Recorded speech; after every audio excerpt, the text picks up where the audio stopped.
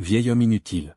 C'est ainsi que mon propre fils m'appelait, là, à la table du dimanche midi, devant tout le monde. Il le disait sans baisser la voix, sans craindre de blesser qui que ce soit.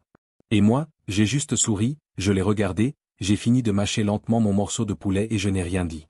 Sur le moment, ça n'en valait pas la peine. Mais le lendemain, alors que le soleil filtrait encore par les fenêtres du salon, je me suis levé, j'ai pris mes clés, j'ai appelé le serrurier et j'ai changé toute la serrure de la maison à la porte d'entrée, celle de derrière, et même celle du garage sans prévenir, sans crier, sans faire un bruit.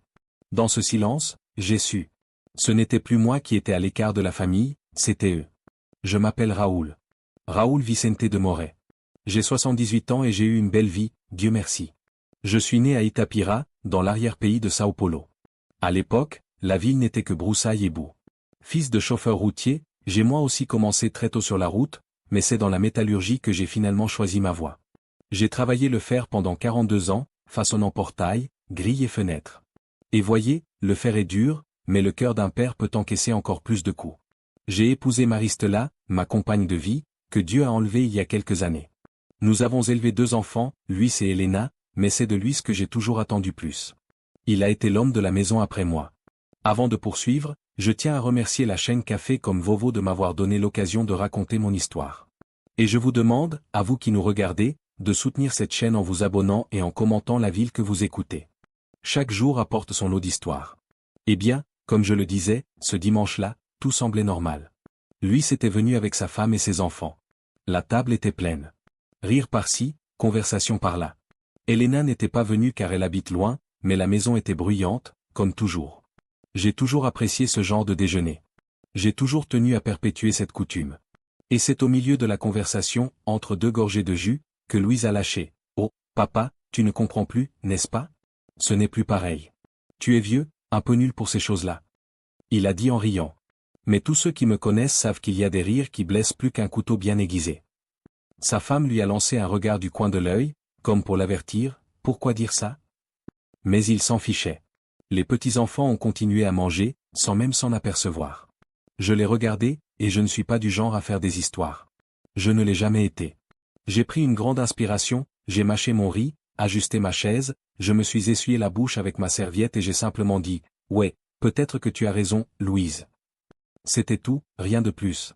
Je n'ai pas discuté, je n'ai pas tapé sur la table, je n'ai pas élevé la voix, mais quelque chose en moi s'est brisé, et j'ai réalisé à ce moment-là que l'on pourrait même me traiter de vieux bon à rien, mais celui qui n'appréciait pas qui j'étais, qui j'avais été, ce n'était pas moi, c'était lui, c'était ma famille. J'ai fini de manger, j'ai aidé à débarrasser, et cet après-midi-là, je suis allé m'asseoir dans mon rocking chair sur la véranda. Tu sais, cette chaise en bois que tu fabriques toi-même? Je l'ai fabriquée moi-même il y a des années, quand j'avais encore de la force dans les bras. Je suis resté assis là jusqu'à ce que le soleil disparaisse derrière la colline, à réfléchir, parce que l'esprit d'un vieil homme ne s'arrête jamais, pas vrai? On a tendance à oublier les choses, mais au fond, les mots résonnent toujours. Vieil homme bon à rien. Je me souvenais de lui, Luis, quand il était petit et que je devais le porter parce qu'il tombait par terre et s'égratignait le genou. C'est moi qui lui avais appris à enfoncer des clous alors qu'il n'avait pas encore la force d'en tenir un. Et maintenant? Voilà ce que j'ai entendu. Cette nuit-là, je n'ai pas bien dormi. Je me suis levé, je suis allé à la cuisine, j'ai bu un café noir serré, même en pleine nuit, j'ai regardé les clés accrochées au mur, et quelque chose m'a frappé. Je me suis dit, pourquoi est-ce que je laisse les choses comme ça? Pourquoi est-ce que je continue à préparer le déjeuner, à laisser la porte ouverte, à accueillir tout le monde ici comme si c'était mon devoir? En réalité, la maison était à moi, le titre de propriété, le portail, même le terrain que mon père m'avait laissé, tout était à mon nom. Et il allait et venait sans cesse, parfois sans même me dire bonjour. Le lendemain, au premier chant du coq, j'étais déjà levé. J'ai pris une douche, j'ai enfilé mes plus beaux vêtements, cette chemise bleue qui, selon Maristela, m'allait toujours. J'ai pris les clés et je suis parti. Je suis allé chez le serrurier en bas de la rue. Il me connaissait déjà, monsieur Raoul, toujours ponctuel et poli. Je lui ai demandé sans détour, je veux changer toutes les serrures de ma maison, mon fils. Encore aujourd'hui. Il a eu l'air un peu surpris et m'a demandé si tout allait bien. J'ai répondu que oui. Il était temps de faire le nécessaire. Avant midi, les portes étaient toutes reverrouillées, et j'étais en paix. Pas par vengeance, non. C'était juste pour arranger les choses, pour me rappeler que même vieux, même avec les cheveux gris, j'avais encore ma valeur, que c'était moi qui commandais. J'ai passé l'après-midi assis sur la même véranda, mais cette fois, avec le nouveau trousseau de clés à la main. Et là, sur cette balançoire, regardant à nouveau le soleil, mais avec un autre état d'esprit, je me suis dit, voyons voir qui va frapper à la porte maintenant. Et voilà, en cette même fin d'après-midi, j'ai entendu des pas sur le trottoir. Je n'ai pas eu besoin de me lever, je suis resté là, à me balancer lentement, à écouter, à attendre, car ceux qui savent écouter savent aussi parler au bon moment.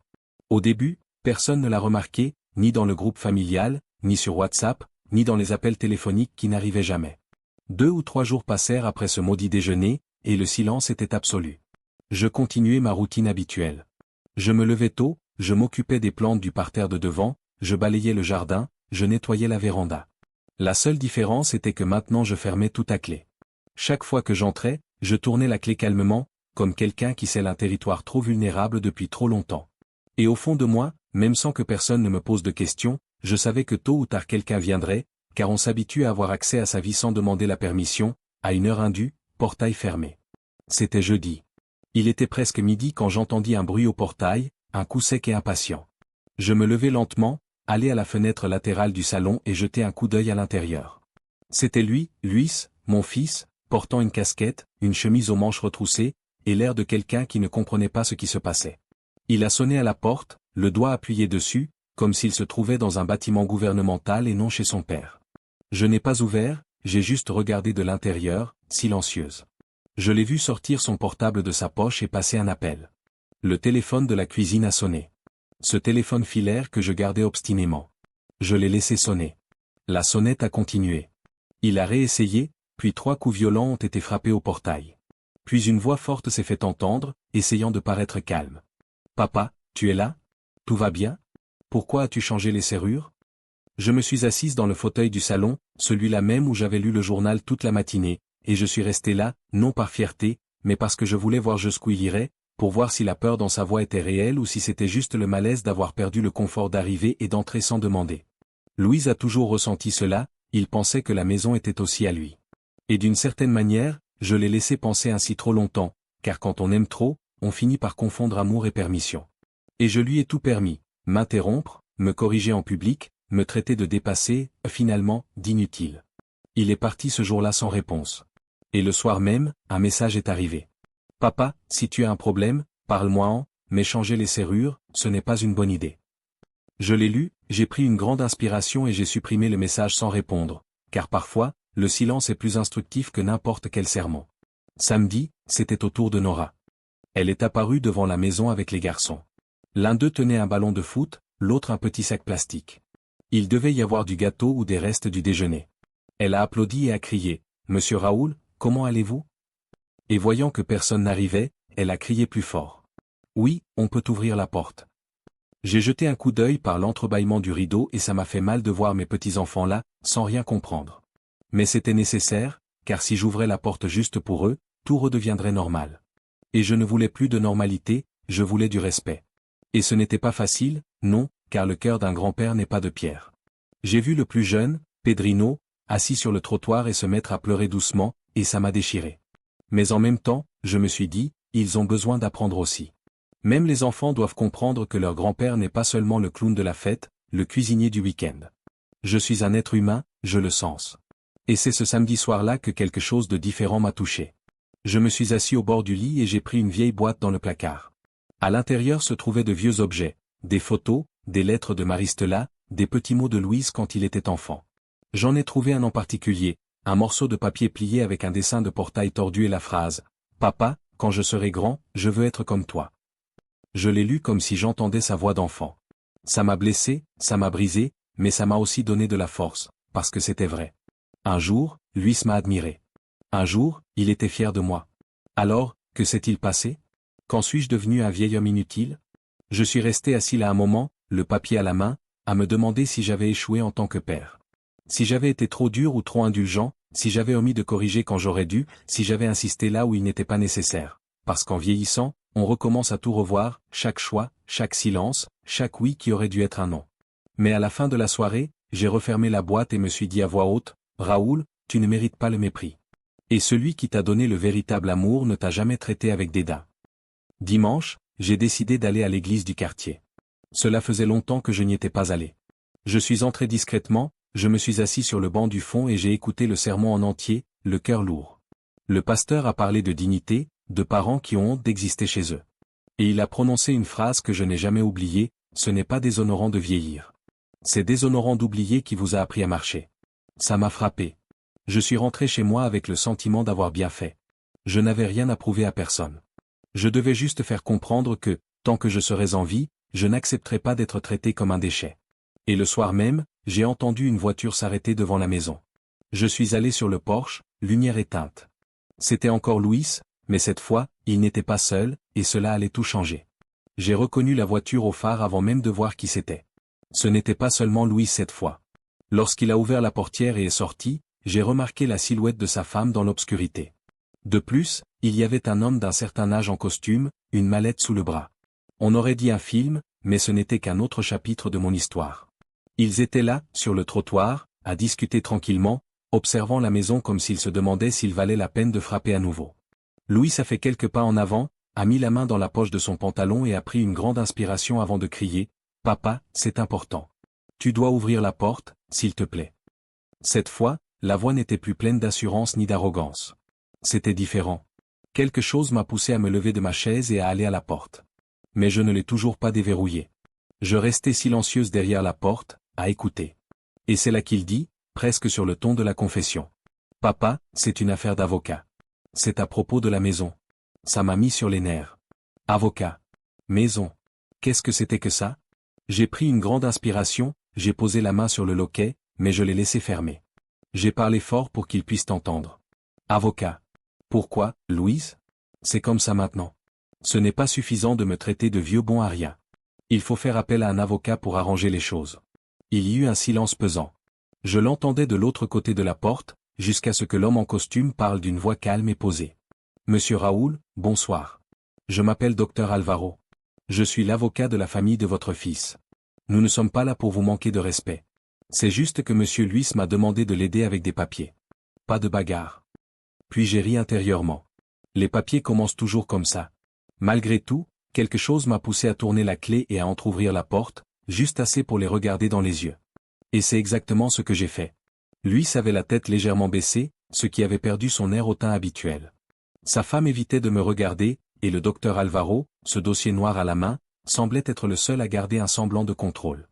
J'ai regardé mon fils droit dans les yeux et lui ai demandé aussi brutalement que possible. « Alors, tu vas m'expliquer, ou tu vas rester planté là, l'air de ne plus savoir où tu mets les pieds ?» Il a pris une grande inspiration, s'est frotté la nuque et a dit « Papa, regarde, il y a un problème avec l'état civil. L'acte de propriété de la maison.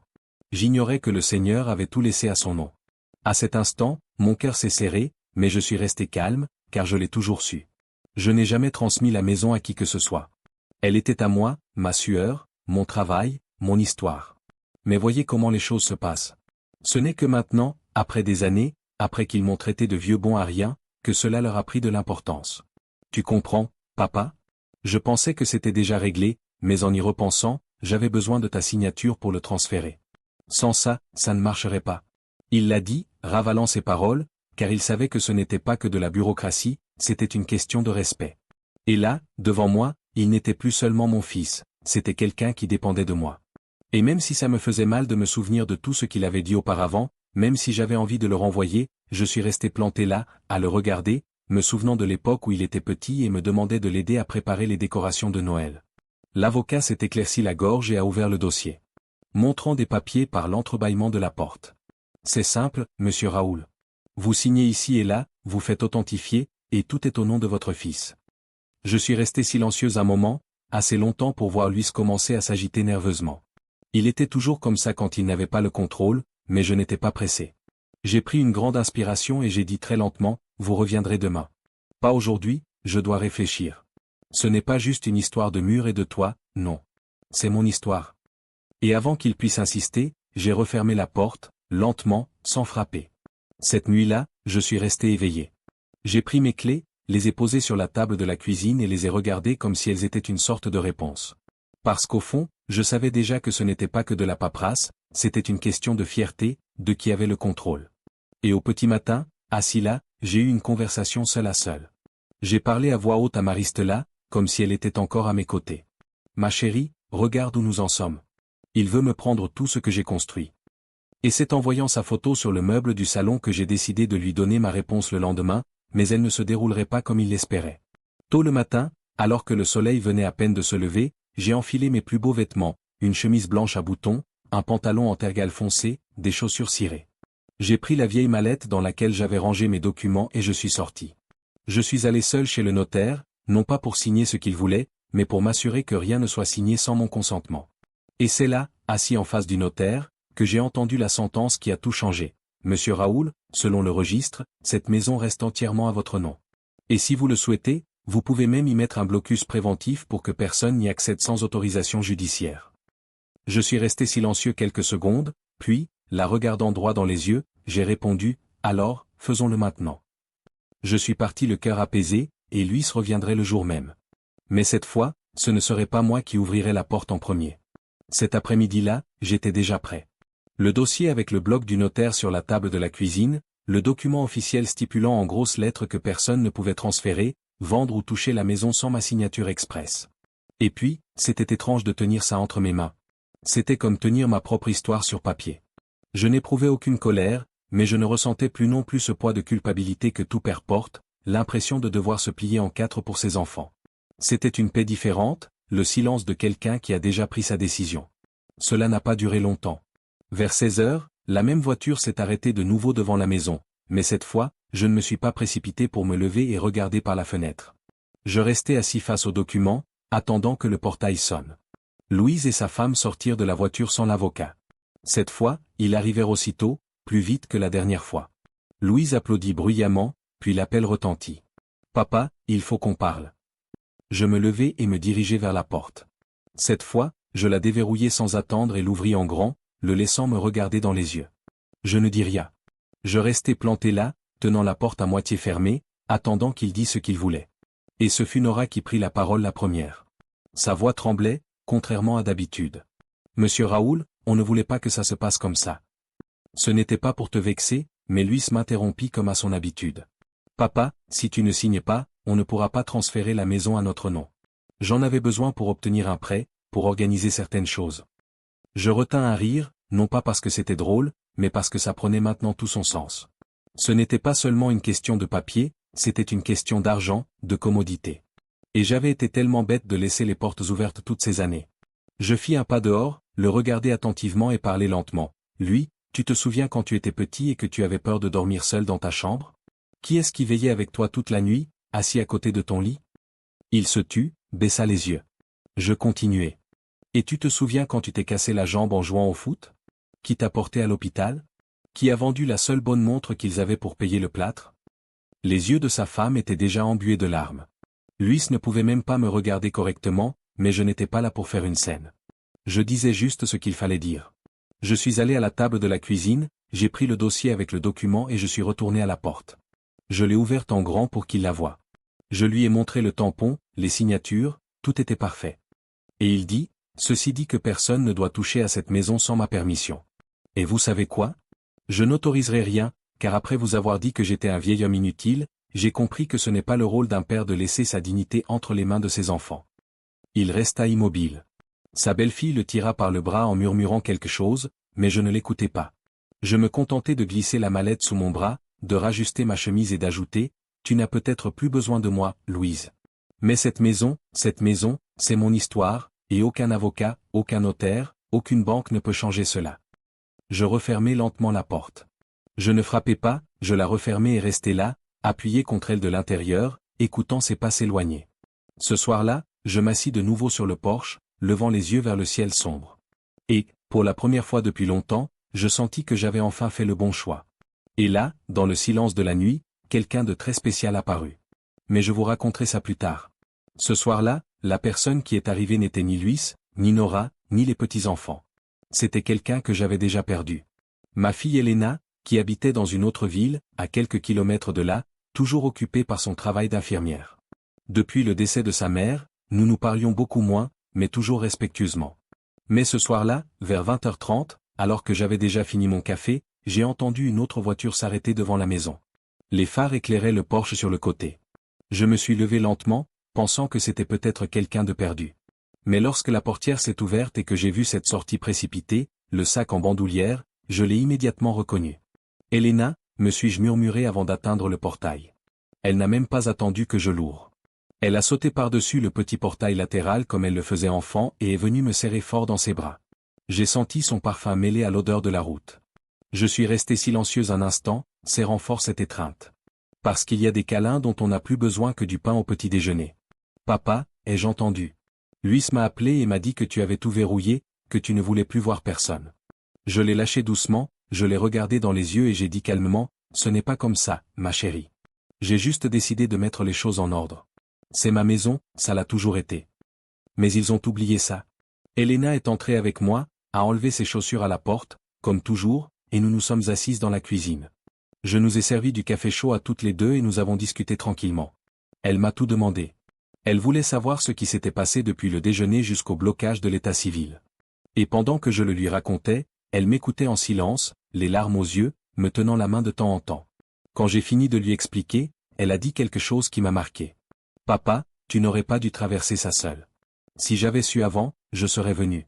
Louise a toujours été un peu têtue, mais toi, tu es le pilier de cette famille. Ça m'a serré la gorge, car au fond, c'était tout ce que je voulais entendre. Je n'avais pas besoin d'une maison, d'un acte de propriété ou d'un document officiel. J'avais juste besoin d'entendre que je comptais encore pour quelqu'un. Nous sommes restés tard, à nous remémorer de vieilles choses. Nous avons parlé de leur mère, des fêtes de fin d'année, des Noëls où la maison embaumait l'odeur du pain perdu et du roast-beef. Et pour la première fois depuis des années, cette maison a repris vie. Non pas à cause des fêtes ou du bruit, mais grâce à une présence authentique. Avant de partir, presque minuit, Elena m'a de nouveau serré dans ses bras et m'a dit « Papa, si tu as besoin de quoi que ce soit, appelle-moi, je viendrai. Peu importe l'heure. » Et quand elle est partie, j'étais de nouveau seul, mais le cœur plus léger. Je savais que j'avais encore une fille qui se souvenait de moi sans intérêt, sans rien attendre en retour.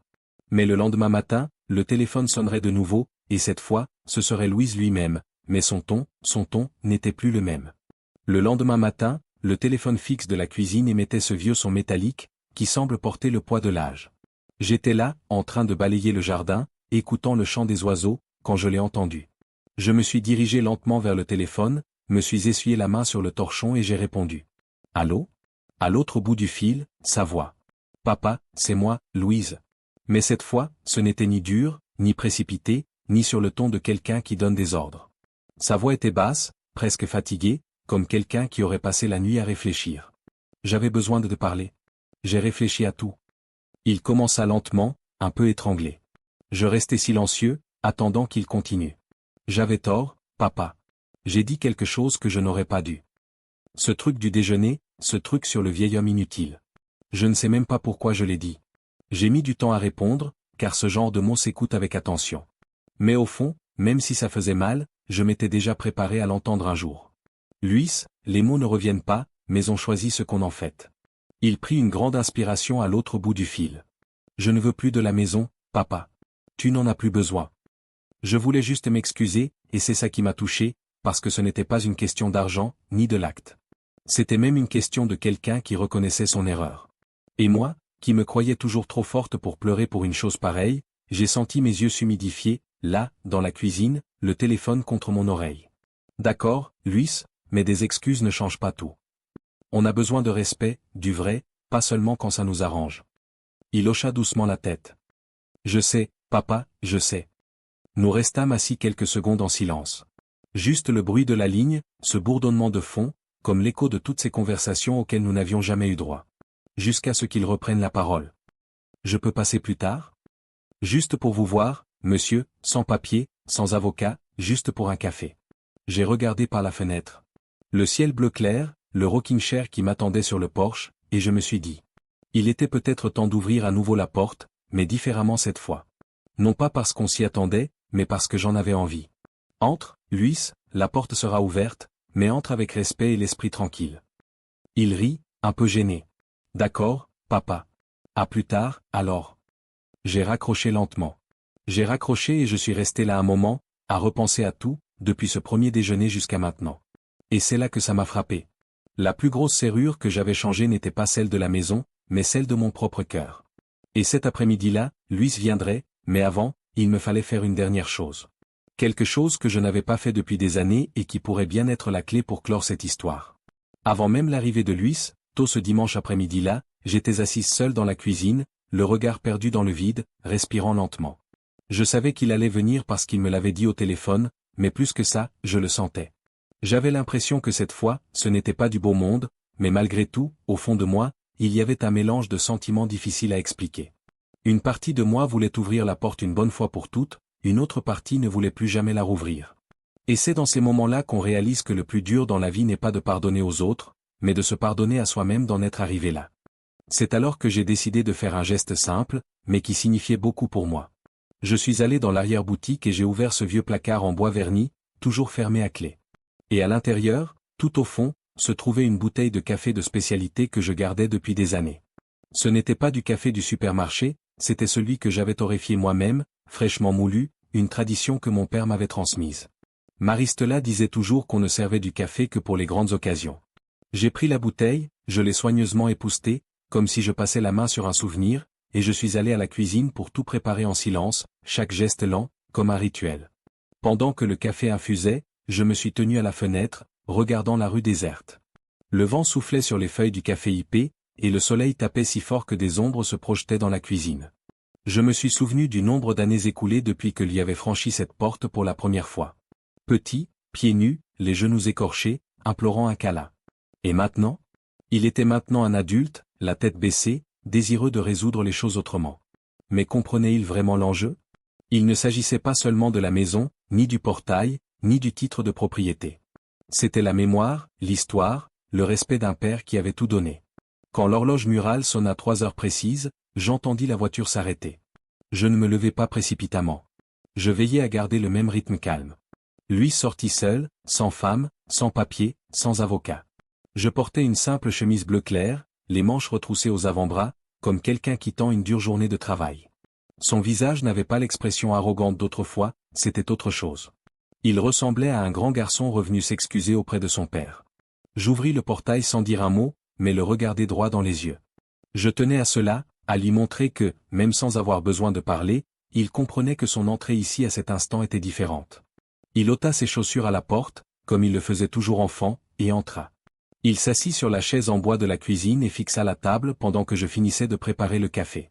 J'ai délibérément pris mon temps, et une fois assise en face de lui, j'ai posé la tasse sur la table et seulement alors j'ai dit « Alors, Luis, maintenant, explique-moi en quelques mots pourquoi tu es là. » Il prit une grande inspiration, remuant lentement le café avec une cuillère, et lorsqu'il leva les yeux vers moi, il n'était même plus aussi fier qu'avant. « Papa, j'étais un idiot, un ingrat. Je pensais que parce que j'étais occupé, que j'avais des factures à payer, que j'avais un prêt, je pouvais m'en sortir. J'ai dit des choses que je n'aurais pas dû. Je les ai dites comme aucun fils ne devrait parler à son père. Je suis resté silencieux, le laissant parler, je ne l'ai pas interrompu, je n'ai pas eu l'air en colère ou plaintif. J'ai juste regardé, continua Luis. Tu as toujours été plus viril que moi. Je ne le voyais pas. J'essayais de résoudre les problèmes comme si tu n'étais qu'un obstacle de plus, et j'oubliais que sans toi, je ne serais même pas là. Ces mots résonnaient en moi plus que n'importe quel document. Je ne m'attendais pas à l'entendre un jour à voix haute. J'ai toujours attendu des actes, mais on oublie parfois que les mots peuvent aussi guérir. Il sortit un petit objet de sa poche et le posa sur la table, un vieux porte-clés en cuir usé, gravé d'une inscription à peine lisible. Je le reconnus immédiatement. Je le lui avais offert lors de son premier permis de conduire. Et lui, ce garçon comme il est, avait promis d'en prendre soin. Et maintenant, il le rendait. Je l'ai gardé jusqu'à ce jour, papa. Seulement, j'ai oublié ce que cela signifiait. J'ai pris le porte-clés, je l'ai caressé et j'ai répondu sans me presser. Maintenant, tu te souviens. Et c'est comme ça, mon fils. Il n'y a pas de honte à oublier. La honte, c'est de ne plus jamais vouloir se souvenir. La conversation s'est prolongée, de celles qui n'ont ni début ni fin précis, mais qui envahissent lentement l'âme. Nous avons parlé de leur mère, des Noëls d'autrefois, des fêtes que nous organisions, de son premier jour d'école, de son premier vélo. J'ai vu sur son visage que tout cela était encore vivant, caché sous toute cette agitation, tous ces soucis d'argent, de factures, de la vie d'adulte. Alors que lui s'était sur le point de partir, j'ai répété, « Mon fils, tu sais quelle porte on ferme, mais le cœur d'un père, même fermé à clé, ne jette jamais la clé. » Il a souri légèrement, a rajusté sa chemise et a répondu, « Merci. Toi, papa, d'avoir laissé la clé là, en attendant que je me souvienne. » Je l'ai accompagné jusqu'au portail, contrairement aux autres jours, cette fois, je suis resté là à le regarder monter dans la voiture, prenant mon temps pour fermer le portail. Je les regardais disparaître au détour de la rue, le cœur léger, mais malgré cela, au fond de moi, je savais qu'il manquait encore quelque chose. Un dernier détail à régler, un geste de ma part, non pas pour lui, mais pour moi-même. Et c'est ce que je ferai le lendemain, à l'aube, au premier rayon de soleil dans la cour. Parce que certaines choses, nous seuls pouvons décider de leur fin. Le lendemain matin, avant même que le ciel ne soit complètement levé, j'étais déjà debout. La maison était silencieuse, seul le léger bruissement du vent dans les feuilles de l'oranger du jardin résonnait.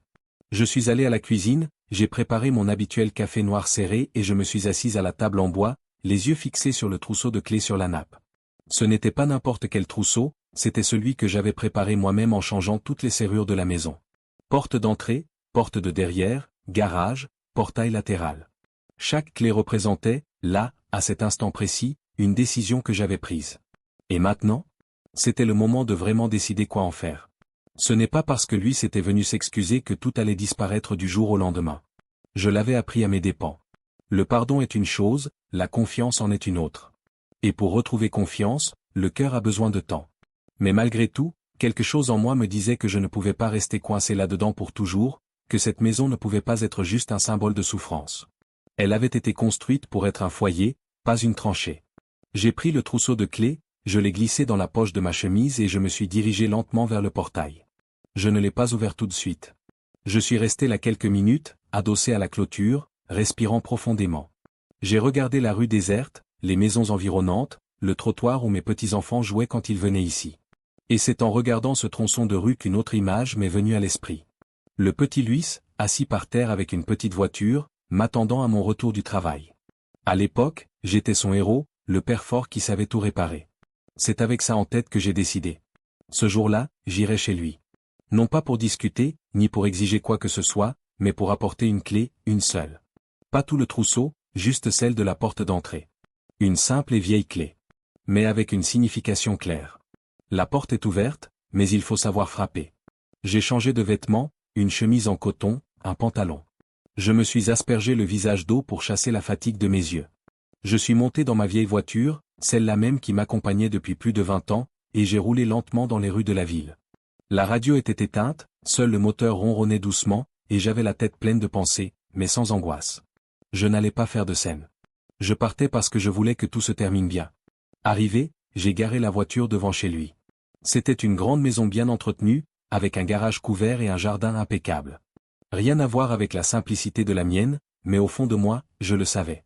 Parfois, on regrette les choses qui ne s'achètent pas. Je suis sorti lentement de la voiture, je me suis dirigé vers le portail et j'ai sonné. Je n'ai pas eu à attendre longtemps. Lui s'est venu m'ouvrir lui-même. Quand il m'a vu là, il est resté planté là, surpris. Il ne s'y attendait pas. Je l'ai deviné à sa façon de tenir la poignée, hésitant à l'ouvrir. « Papa. » C'est tout ce qu'il a dit. J'ai lentement levé la main et lui ai montré la clé sans un mot. Je la lui tendis en le regardant droit dans les yeux. Et c'est là, dans cet échange de regards, qu'il comprit. Je n'avais pas besoin de lui dire que c'était la clé de la maison. Il le savait. Il savait que je ne renonçais pas à mon droit d'entrer quand je le voulais, mais que si jamais je voulais entrer respectueusement et calmement, la porte n'était pas complètement verrouillée. Il prit la clé à deux mains, lentement, comme quelqu'un qui reçoit un objet de valeur. Et pour la première fois, je vis sur son visage quelque chose que je n'avais pas vu depuis longtemps. Une gratitude sincère, sans arrière-pensée. Nous restâmes là quelques minutes encore, échangeant quelques mots. Pas de discours, pas de longues accolades. Parfois, c'est en silence que l'on résout les problèmes. J'ai dit au revoir, je suis remonté dans la voiture et je suis parti lentement, avec un mélange de nostalgie et de soulagement. De retour à la maison, je me suis assis sur la véranda, une tasse de café à la main, regardant le jardin. Et pour la première fois depuis longtemps, mon cœur n'était pas aussi lourd. Mais c'est drôle, justement en fin d'après-midi, alors que le soleil commençait déjà à se coucher derrière la colline, que ma sonnette a retenti. Et cette fois, ce n'était pas Louise, c'était quelqu'un que je n'avais pas vu depuis longtemps, quelqu'un dont je n'aurais jamais imaginé qu'il se présenterait à nouveau à cette porte. Quand j'ai entendu la sonnette cet après-midi-là, ma première pensée a été, ça doit être encore Luis. Après tout ce qui s'était passé après cette conversation cruciale, il semblait naturel qu'il soit venu pour essayer de se rapprocher à nouveau, ou peut-être amener ses petits-enfants pour montrer qu'il voulait vraiment prendre un nouveau départ. Mais quelque chose dans le son lent et calme de la sonnette, m'a fait comprendre que ce n'était pas lui.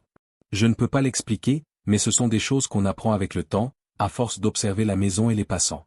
Je marchais lentement vers la porte, tenant le trousseau de clés à la main par habitude, même si ce n'était pas nécessaire. En l'ouvrant, cette vision m'a fait réfléchir un instant, incertaine de la marche à suivre.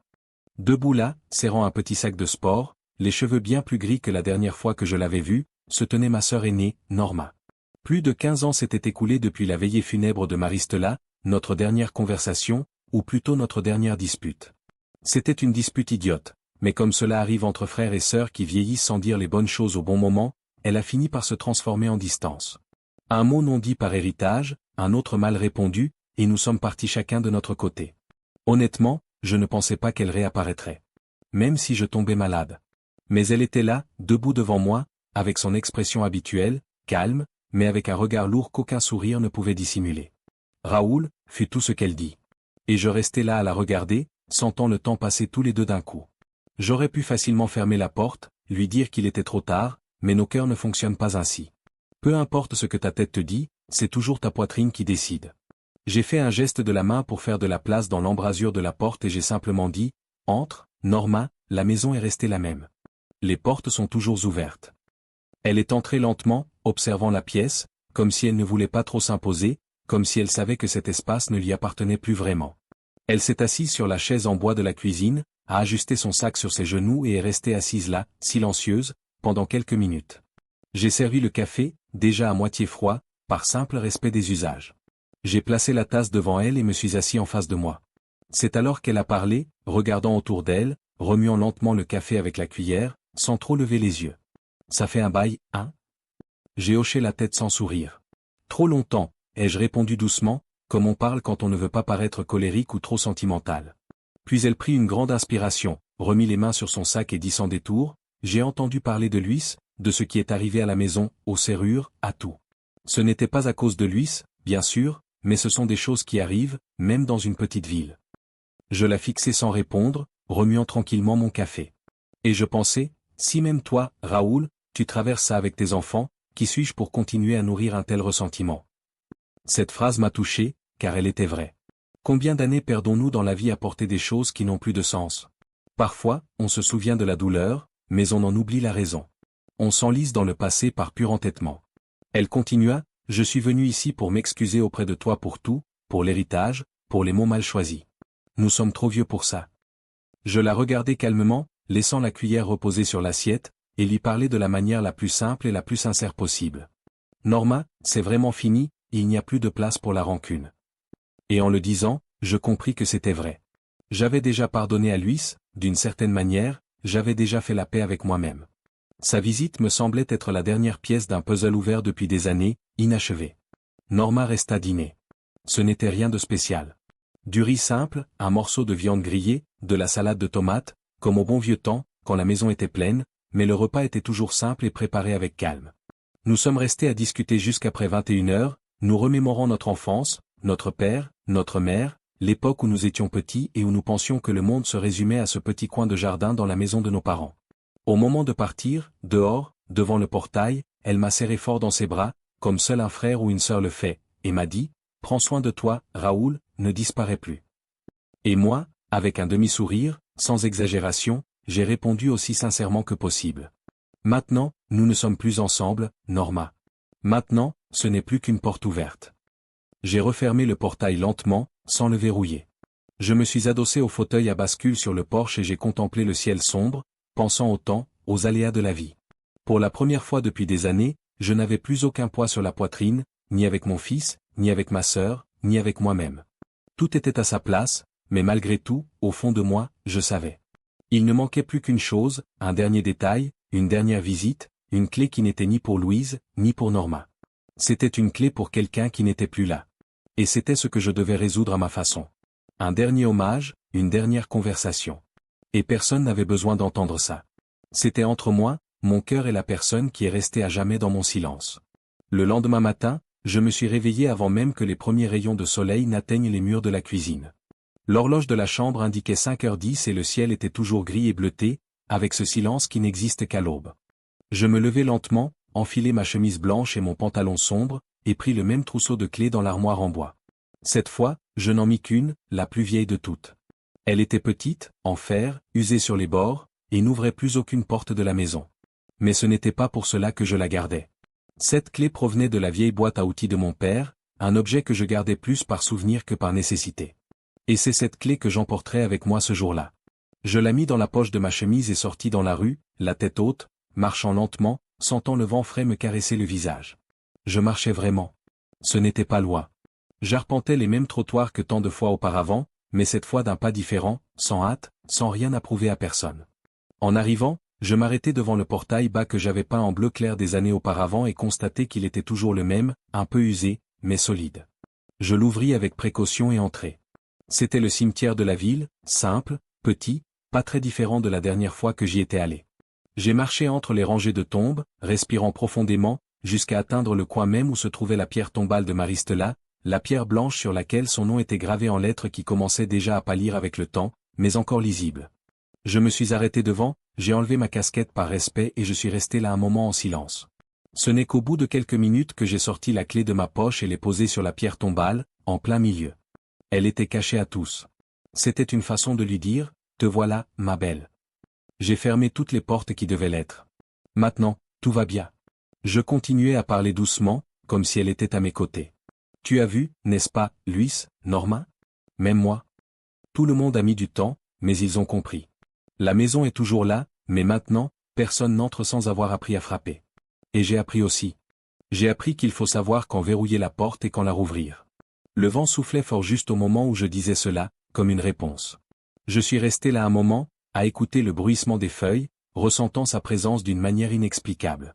Et quand le soleil est apparu derrière les arbres, j'ai dit au revoir doucement, j'ai remis ma casquette sur ma tête et je suis rentré chez moi par le même chemin.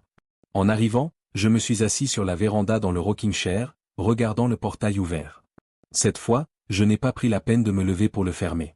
Je suis resté là, à humer l'odeur du café qui sortait de la cuisine, à écouter le chant des oiseaux, à penser à tout ce qui s'était passé. Luis, Norma, les clés, le silence, tout cela faisait partie de la même histoire, une histoire qui avait commencé dans la douleur, par un mot frappé, par une porte verrouillée, mais qui était maintenant en paix. Et si vous êtes arrivé jusqu'ici, merci de votre écoute. Je tiens également à remercier la chaîne Café comme Vovo de m'avoir permis de raconter mon histoire.